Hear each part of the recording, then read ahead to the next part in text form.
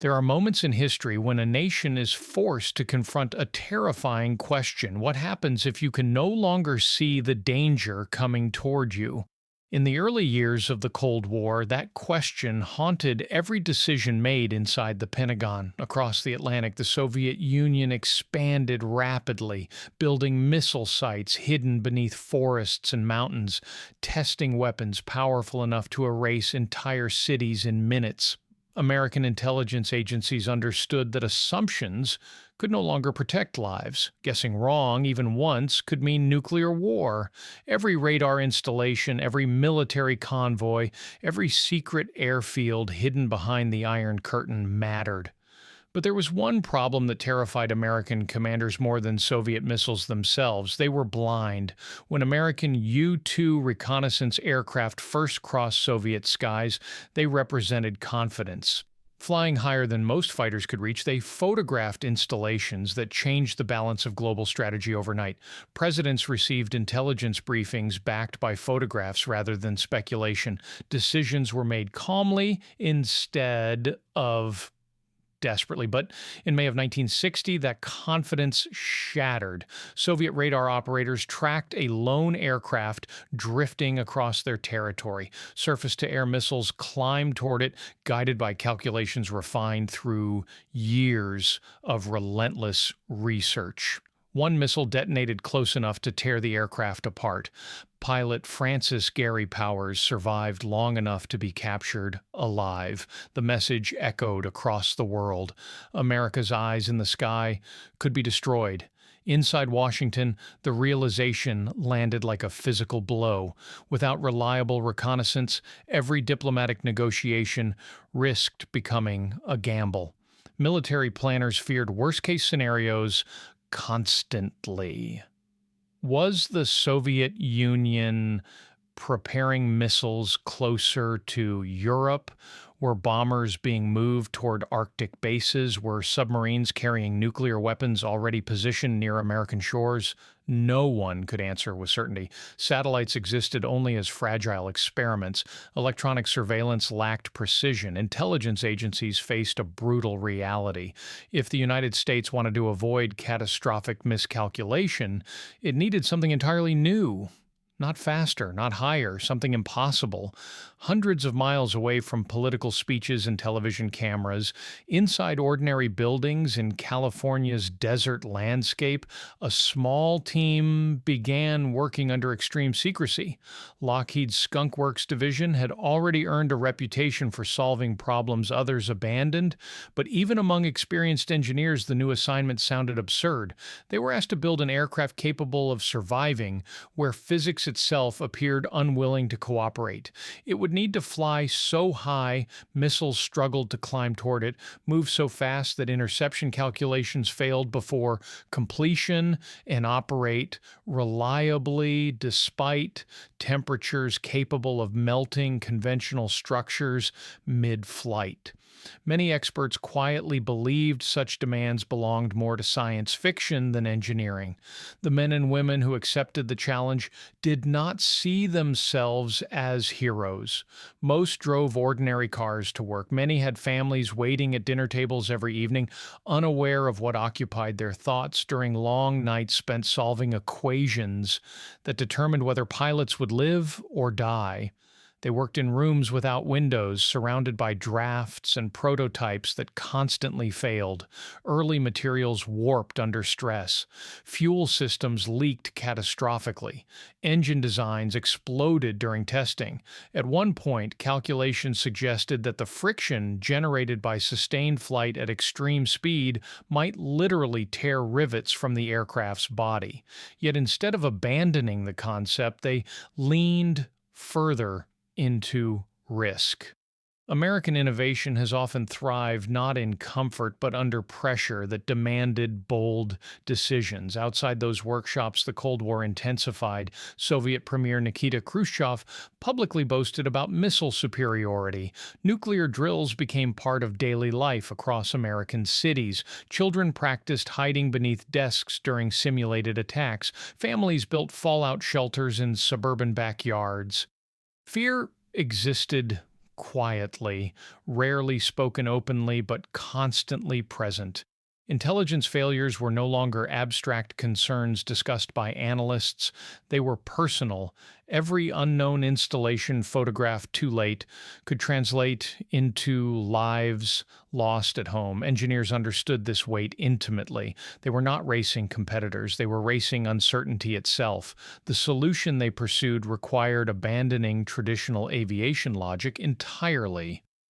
Instead of aluminum, which softened dangerously at high temperatures, designers turned toward titanium, a material notoriously difficult to machine at the time. American industry lacked sufficient production capacity. Tools wore down rapidly, attempting to shape it. Suppliers struggled to deliver consistent quality. In one of history's quiet ironies, some of the raw materials ultimately passed through international supply routes indirectly connected to territories influenced by the Soviet Union itself. The adversary unknowingly contributed to the creation of a machine designed to observe it. Innovation sometimes carries a sense of dark humor history rarely acknowledges openly. Even before the aircraft received a name, its existence forced new thinking about pilots themselves. Flying at altitudes exceeding 80,000 feet meant exposure to conditions closer to space than Earth. Standard flight suits offered no protection against sudden depressurization. Engineers borrowed lessons from early astronaut programs, developing pressure suits that transformed aviators into something resembling explorers of another world. Training extended beyond aviation skill into endurance and survival psychology. Pilots prepared for missions where mistakes unfolded faster than human reflexes could respond. At Mach 3, covering more than 30 miles every minute, hesitation simply did not exist as an option. Ground crews faced their own strange challenges. The aircraft's skin expanded dramatically once heated during flight. Engineers intentionally allowed gaps between panels while on the ground, fully aware fuel would leak visibly before takeoff. Mechanics watched black puddles form beneath wings, while journalists visiting airfields whispered about faulty construction. Critics questioned whether the project represented reckless spending during already tense economic conditions. What observers misunderstood was that those leaks represented precision rather than failure. At extreme speed, air friction transformed the aircraft into a perfectly sealed structure. Imperfection at rest became perfection in motion. The engines presented another nearly impossible problem. Conventional turbojets could not sustain airflow stability at extreme velocity. Shockwaves threatened to choke combustion entirely. Engineers redesigned intake systems capable of manipulating airflow itself, using movable cones that adjusted automatically as speed increased. Portions of thrust eventually came not from traditional combustion, but from controlled shock compression, transforming the aircraft into something part jet and part ramjet. Pilots later described acceleration not as a push, but as a relentless surge, as though the sky itself were being pulled beneath them.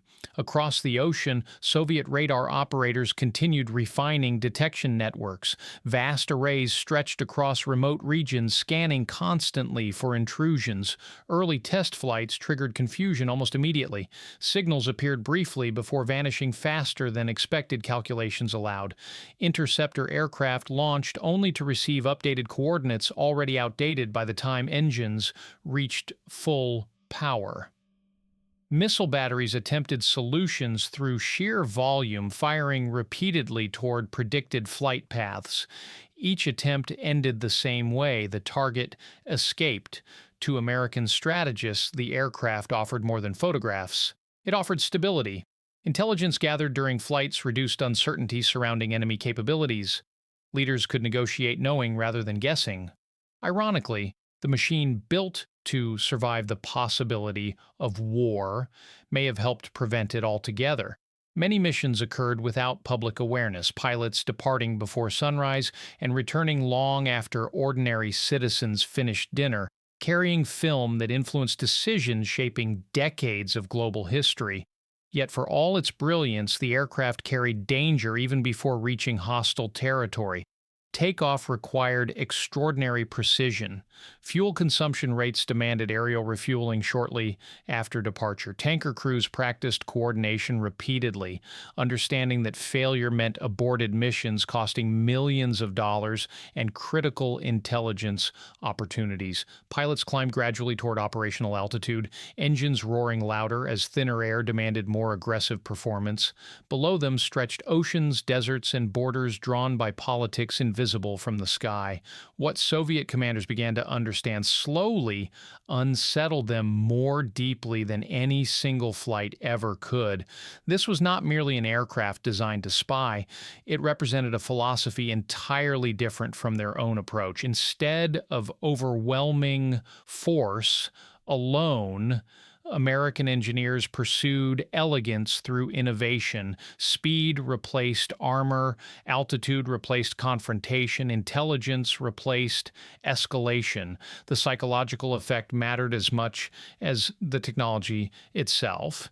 Every successful mission suggested that even heavily defended territory could be observed without retaliation.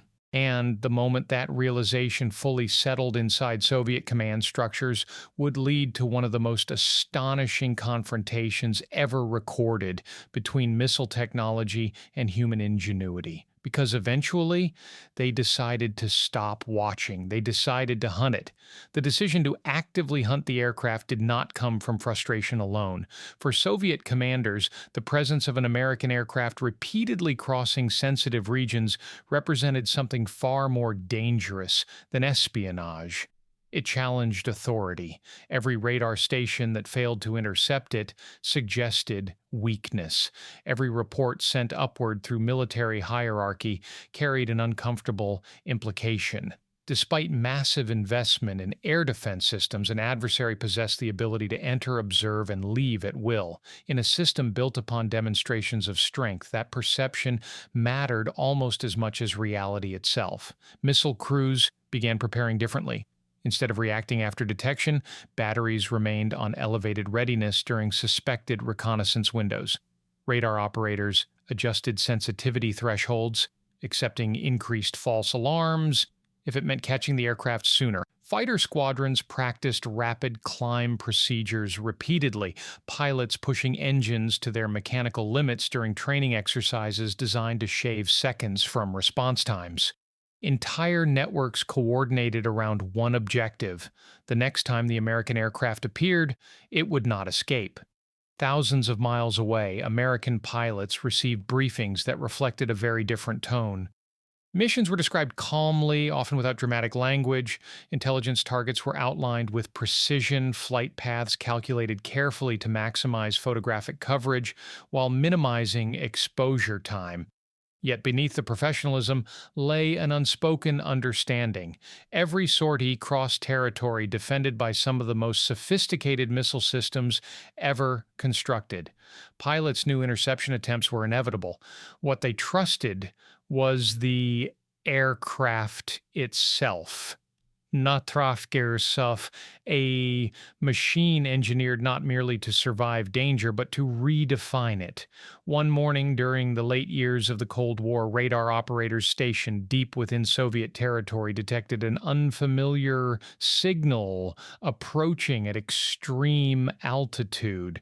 Initial calculations suggested equipment malfunction. The speed readings appeared impossible. Controllers recalibrated instruments repeatedly before accepting the truth appearing across glowing screens. The target moved faster than previous encounters. Orders traveled instantly through communication lines connecting command centers separated by hundreds of miles. Missile batteries prepared launches. Fighter crews sprinted toward aircraft already fueled and armed. For a brief moment, confidence returned. This time, they had warning. The first missile launched seconds after tracking confirmation. A column of fire tore upward from its silo, accelerating violently toward the thin air above. Moments later, another followed, then another. Guidance systems attempted to calculate interception points ahead of the aircraft's projected path. Inside underground control rooms, technicians watched data streams racing forward in real time. The mathematics suggested success was finally possible. The aircraft could not outrun physics forever. High above the Earth, the American crew remained almost unaware of the chaos unfolding beneath them. Encased in pressure suits, surrounded by instruments humming steadily, they monitored engine performance and navigation updates transmitted through encrypted channels. Outside, the cockpit windows, the sky darkened gradually toward deep blue, the curvature of the planet visible beyond the horizon. At that altitude, borders disappeared. Politics vanished. Only speed existed. Warning indicators eventually illuminated. Missile launches registered through electronic detection systems designed precisely for moments like this. Training replaced fear. Pilots executed procedures practiced countless times in simulators. Instead of evasive maneuvers typical of dogfighting aircraft, the response required something deceptively simple. They accelerated. Engines adjusted automatically, intake cones repositioning to stabilize airflow as velocity increased. Temperatures climbed rapidly along the aircraft's surface, metal expanding under stress engineers had predicted years earlier during sleepless nights spent refining tolerances measured in fractions of millimeters. Fuel flowed aggressively through systems doubling as coolant, absorbing heat before combustion. Within moments, the aircraft surpassed speeds most fighters struggled even briefly to achieve. Missiles continued climbing, guidance systems recalculated constantly, chasing an interception point moving farther away every second. Air thinned dramatically at altitude, robbing rockets of efficiency. Fuel reserves depleted faster than predicted. Radar operators stared as distance markers refused to close. One missile detonated prematurely after exhausting propulsion entirely. Another lost tracking lock as heat signatures distorted sensor readings. Others simply fell behind, unable to maintain pursuit through atmospheric conditions never intended for sustained combat. Inside Soviet command centers, disbelief replaced urgency. Reports arrived simultaneously from multiple stations confirming identical outcomes. Launch after launch failed. The aircraft did not dodge. It did not hide. It simply moved beyond reach. For American crews, survival rarely felt dramatic in the moment. Missions continued according to schedule. Cameras captured images with extraordinary clarity, mapping installations invisible to satellites still struggling with reliability. Pilots described the experience later not as combat, but as endurance. Hours spent maintaining concentration while operating at the limits of technology demanded mental resilience rarely understood outside specialized aviation circles. Mistakes carried consequences measured not in embarrassment, but catastrophe. Back home, engineers tracked performance obsessively. Every flight generated data analyzed relentlessly for improvements. Small adjustments enhanced fuel efficiency. Minor redesigns reduced mechanical stress. The aircraft evolved quietly, becoming more reliable with each mission. Unlike weapons designed for spectacle, the Blackbird succeeded through consistency. It did not need dramatic victories. Its triumph existed in returning safely again and again. Soviet intelligence analysts faced an uncomfortable strategic dilemma. Attempting interception consumed enormous resources. Missile launches required coordination, fuel expenditure, and logistical preparation across vast territories. Fighter responses strained aircraft already pushed toward extreme operational limits. Yet ignoring intrusions entirely risked signaling acceptance. The aircraft forced reactions simply through existence. In psychological terms, it shifted initiative away from defenders toward observers. Stories began circulating among pilots assigned interception duties. Some described glimpsing contrails far above reachable altitude, thin silver lines crossing the sky before fading entirely. Others reported radar locks dissolving inexplicably as speed increased. While official reports maintained professional tone, informal conversations carried a different mood. Respect replaced anger. The aircraft represented something unfamiliar, not brute force, but engineering confidence expressed through elegance. American planners understood that advantage extended beyond intelligence gathering. Knowing enemy defenses reacted predictably allowed strategists to measure response times and system capabilities. Each attempted interception revealed information as valuable as photographs themselves. Ironically, efforts to destroy the aircraft often exposed vulnerabilities defenders preferred to keep hidden. Observation became dialogue conducted without words, each side learning continuously from encounters never publicly acknowledged. Yet, the greatest danger facing the Blackbird did not always originate from hostile missiles. Mechanical failure at extreme altitude offered little margin for survival. Engine stalls during high-speed flight risked catastrophic imbalance. Navigation errors threatened fuel exhaustion over remote regions. Pilots trained extensively for emergencies few aircraft designers ever imagined confronting. Ejection at Mach 3 carried lethal risk even under ideal circumstances. Every successful landing represented a quiet victory shared between crew and machine. Families waiting at home rarely understood the scale of that risk. Missions remained classified, letters avoided details, children grew accustomed to unexplained absences lasting days or weeks. The Cold War demanded sacrifices invisible to most citizens, carried quietly by individuals who accepted uncertainty as part of duty. Patriotism in those years often appeared less as celebration and more as responsibility fulfilled without recognition. As months turned into years, interception attempts gradually decreased, not because Soviet defenses weakened, but because experience produced reluctant acceptance. The aircraft had become something approaching inevitability. Radar operators continued tracking whenever possible, documenting flight paths carefully, but urgency faded into routine. Sometimes the most powerful demonstration of strength is repetition without failure. American crews noticed the change almost instinctively. Communications monitoring suggested reduced scrambling activity. Missile launches occurred less frequently. The aircraft still crossed contested skies, still gathered intelligence vital to preventing misunderstanding between nuclear powers, yet opposition seemed increasingly symbolic. The psychological battle had shifted quietly. Presence alone communicated capability, and still the Blackbird carried secrets even its adversaries never fully understood, because the greatest achievement of the aircraft was not simply that it could not be caught, it was that it allowed two superpowers armed with thousands of nuclear weapons to understand each other just enough to avoid destroying the world. There is a difference between building a machine capable of extraordinary performance and trusting human lives to it every single day. By the late stages of the Cold War, the SR-71 Blackbird had already earned a reputation whispered across intelligence communities around the world. It was fast, it was untouchable, but inside briefing rooms occupied by pilots and engineers, admiration never replaced caution. Every mission still carried the possibility that a single malfunction, occurring at speeds no human body was designed to endure, could transform innovation into tragedy within seconds.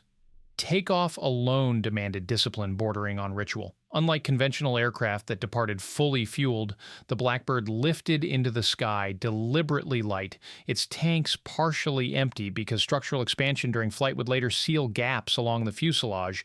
Shortly after departure, aerial refueling became mandatory. Tanker crews waited patiently at predetermined coordinates, massive aircraft flying slow, predictable patterns, while one of the fastest machines ever built approached from behind. Closing that distance required required extraordinary precision. Too slow and fuel reserves vanished. Too fast and turbulence risked collision. Pilots describe those moments as strangely intimate, a fragile choreography between extremes of aviation philosophy. One aircraft represented endurance, the other represented speed beyond imagination. Once refueled, the climb began. Engines roared as altitude increased steadily, cities shrinking beneath wings until geography itself lost meaning. Above 60,000 feet, the sky darkened noticeably, sunlight sharpening against curved horizons. Instruments became more important than instinct. At 80,000 feet, the Blackbird operated closer to space than battlefield. Below, entire countries passed silently under its shadow, while cameras captured images detailed enough to count vehicles moving along isolated roads. Every photograph reduced uncertainty somewhere inside a government office thousands of miles away. Yet even perfection carries vulnerability.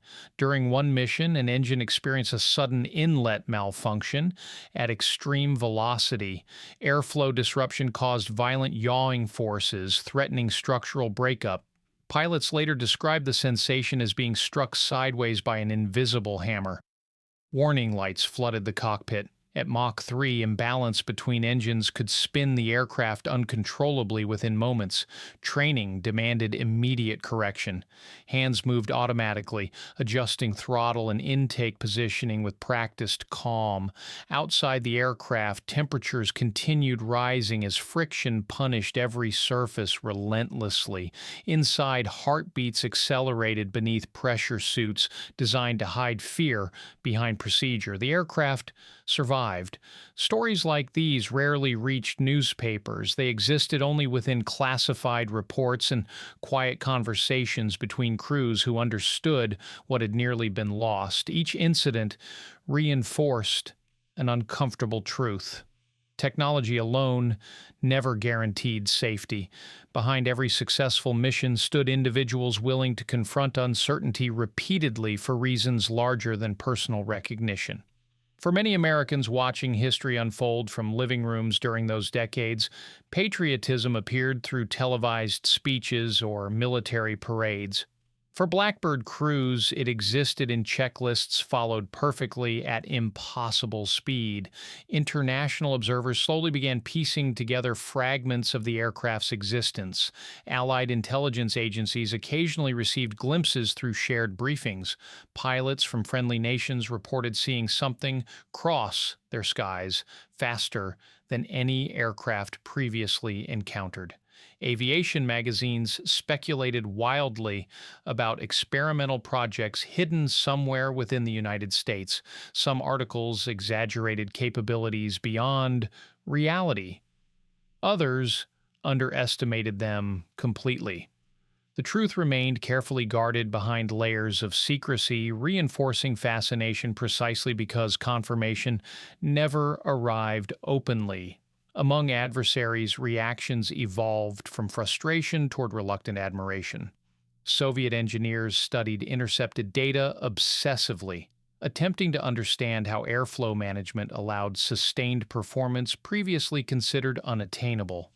Analysts debated whether similar designs could be reproduced domestically.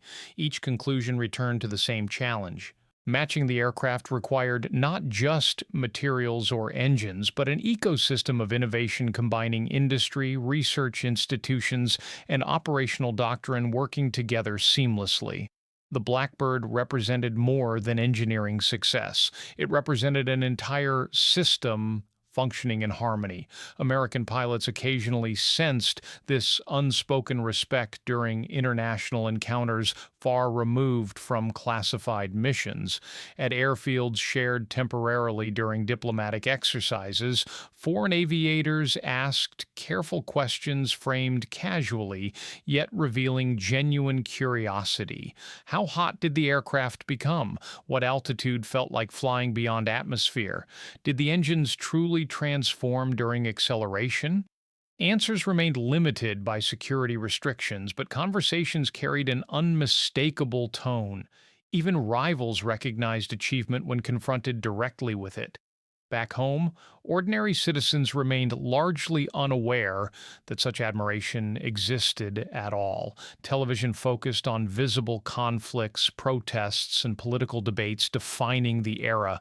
Meanwhile, far above oceans and deserts, Blackbird crews conducted operations quietly preventing misunderstandings capable of escalating toward catastrophe. Intelligence photographs confirmed missile counts accurately enough to calm fears exaggerated by rumor. Leaders negotiated treaties supported by knowledge rather than speculation. The aircraft did not fire weapons, it did not occupy territory, yet its presence arguably saved lives precisely because it allowed adversaries to understand limits clearly. One of the most extraordinary demonstrations of capability occurred during an emergency redeployment that later entered aviation legend. When crisis erupted overseas requiring immediate reconnaissance, a Blackbird launched from the continental United States and crossed oceans in a time previously unimaginable for intelligence response. Covering distances commercial aircraft required half a day to complete, the mission arrived fast enough to reshape strategic decisions before escalation intensified. Speed became diplomacy, measured not in words, but minutes gained. Pilots landing after such missions often experienced an almost surreal transition. One moment they operated at altitudes where stars appeared visible in daylight, navigating through silence broken only by engine resonance. Hours later, they walked across ordinary runways, hearing distant conversations, smelling fuel and dust, greeted by technicians whose calm professionalism masked relief. Debriefings followed quickly, film removed, data analyzed. The world outside continued unaware that decisions shaping global stability had just been influenced by photographs carried beneath wings still warm from atmospheric friction. Despite remarkable success, no aircraft escapes time indefinitely. Maintenance demands increased gradually as components endured stress beyond traditional aviation expectations. Budgets shifted towards satellites capable of continuous surveillance without risking crews. Political priorities changed alongside evolving threats. Discussions began quietly regarding retirement. For those who built and flew the aircraft, the idea felt almost personal. Machines rarely inspire loyalty. The Blackbird did. It had protected them as faithfully as they protected it. When final missions approached, crews understood they were witnessing the closing chapter of something unlikely to be repeated. Technology advanced rapidly during the late 20th century, yet few projects combined urgency, creativity, and courage under pressure, quite like those early Cold War years. Engineers gathered along runways, watching departures with expressions mixing pride and nostalgia.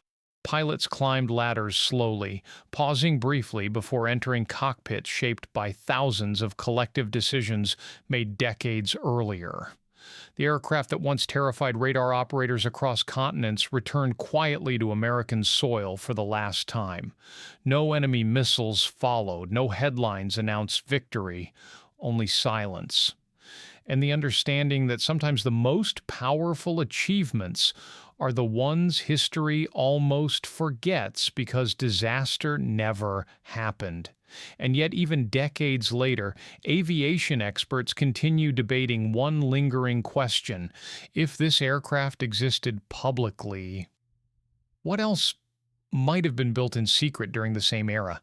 Long after the Cold War faded into history books, the questions people feared most slowly disappeared from everyday conversation. Children stopped practicing nuclear drills beneath school desks. Missile silos closed quietly across distant landscapes. Former enemies began trading instead of threatening. Many would later credit diplomacy, political courage, or economic change for ending one of the most dangerous rivalries humanity had ever known.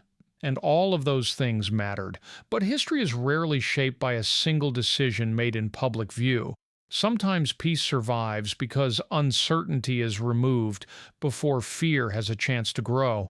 Every time the SR-71 Blackbird crossed hostile skies, it carried more than cameras and fuel.